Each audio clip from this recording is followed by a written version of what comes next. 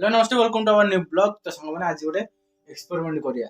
Experiment माने हम जो होची आळती कर्पूर ताको हम एक्सपेरिमेंट करा देखिया सेटा जो आळती कर्पूरटा ठीक भाव में काम कर कारण एत सारा जिनस विकास होलानी एत भल काम न कर माने ओडुआ ओके भी सेटा होची बहुत महंगा से जो आळती कर्पूरटा आ सस्ता वाला अच्छे कि सस्ता वाला ना बहुत महंगा आरती कर्पूर ना कि पैकेट आसवे आरती कर्पूर कि भाव कम कर चलो गाइस बर्तमान ये थुआ आरती कर्पूर ये भावुँ 3टा खंडे नेबी 3टा खंडे नहीं ट्रायल करी देख उड़ीज चलो बंद कर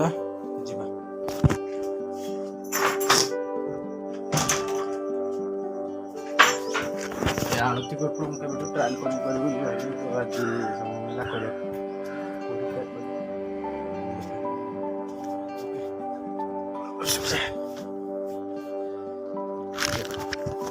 आरती कर्पूर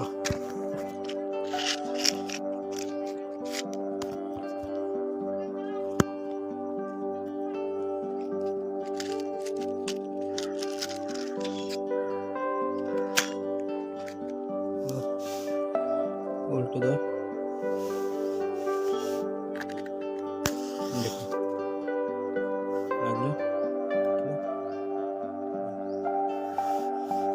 देखो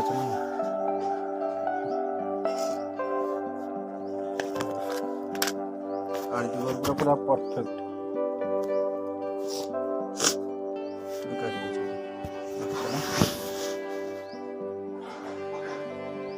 एडिटिंग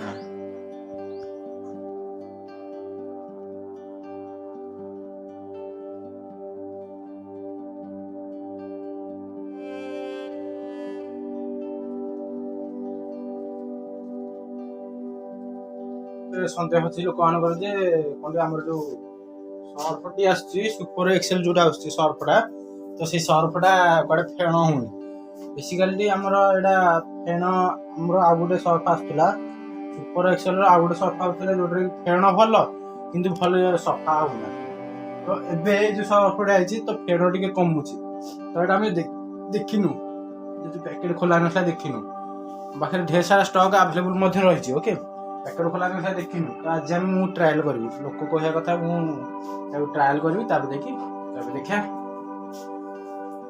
तब देखा ट्रायल करवा फास्ट गोटे जगह नहीं जाए ओके नहीं गोटे किसी अल्प किसी पात्र मगरे नहीं ढाली देखो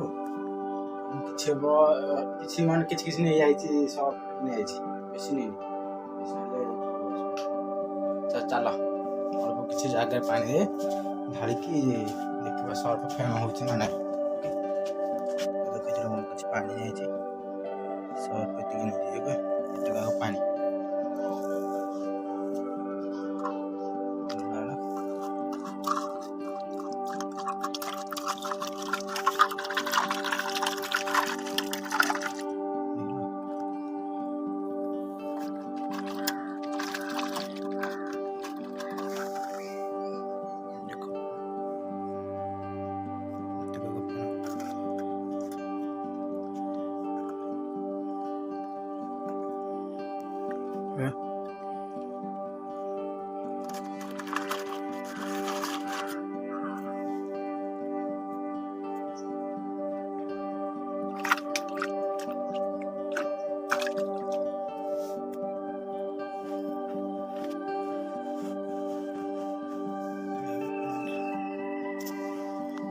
कथा जो सुपर एक्सेल जान देखा 500 को पड़ी 50 टका तो भल अच्छे ओके आउटी के देख सॉरी 500 ग्राम को 50 टका है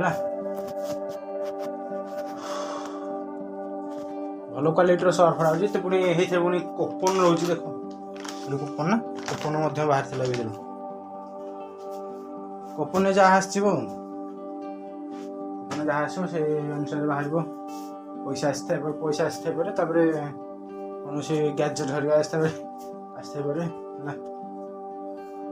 भल अच्छे सर्फटा भल अच्छे 50 टका କିନ୍ତୁ ସର୍ଫ ଏକ୍ସେଲ କେତେ 60-65 ହେଇଯାଉଛି ବୋଧେ ସର୍ଫ ଏକ୍ସେଲଟା, କିନ୍ତୁ ଏଇ ସର୍ଫଟା 50 ଟଙ୍କା ଯେ ଖାଉଟି ନେବ ହେଲା। ରେଟ୍ କମ୍ ଅଛି, ରେଟ୍ ଯାକ ସେ ମାନେ ଦେଖ ସର୍ଫ ଏକ୍ସେଲଟା ଯେତିକି ଅଛି ରେଟ୍ ତାଠୁ ଏଇଟା କମ୍, ମାନେ କିଛି ନା କିଛି ଗୋଟେ ଡିଫେକ୍ଟ ଥିବ। ଡିଫେକ୍ଟଟା କ'ଣ ନା ଡିଫେକ୍ଟ ହେଉଛି ଯେ ସର୍ଫ ଏକ୍ସେଲଠୁ ଏଇଟା ଟିକେ କମ୍ ଫେଣ ହେଉଛି ଆମେ ଯେତିକି ଦେଖିଲେ ଭିଡ଼ିଓ ଯେତିକି ଦେଖେଇଲେ। ଓକେ, ଆଇ ହୋପ୍ କି ଯୋଡ଼େ ଏକ୍ସପେରିମେଣ୍ଟ ଭଲ ଲାଗିଥିବ। ଯଦି ଭଲ ଲାଗିଛି ନେକ୍ସଟ ବ୍ଲଗ୍ରେ ଦେଖିବା। ଆଜି ତ ସବୁ ଜିନିଷ ସରିଲାଣି, ଆଜି ବି ଜିନିଷ ଶେଷ।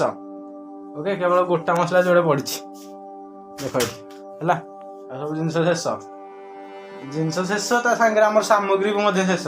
ଗୁଜୁରାତି, ଲବଙ୍ଗ, ଗୋଲମରିଚ କିଛି ନାହିଁ। କାଲି ମାର୍କେଟିଂ କରିବାକୁ ଯିବା।